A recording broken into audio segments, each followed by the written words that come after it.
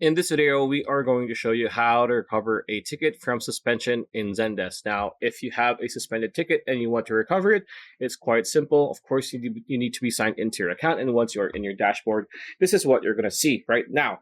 Here, you want to look towards your left-hand side. This is going to be your menu here. There are four options. You have Get Started, you have Views, you have Customers, and you have Organizations. Now, you want to click on Views because this is going to be where all your tickets are going to be located. Now, look towards the very bottom, lower left bottom.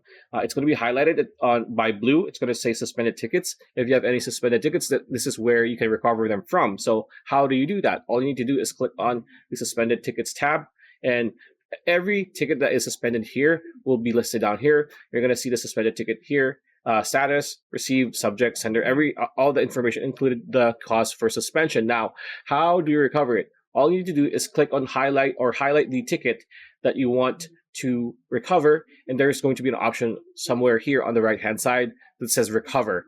Right now, when you click on that, it's going to automatically recover your ticket. It's not going to be on the suspended tickets tab anymore. Or if you want to manually recover it and maybe edit or alter certain information within the ticket, you can just click on, recover manually, and you can just actually edit the ticket, and then after that, just recover it from there. So pretty much it. That's a video. Hope you liked it. Like, comment, share, subscribe, ring that bell icon. I'll see you on the next video.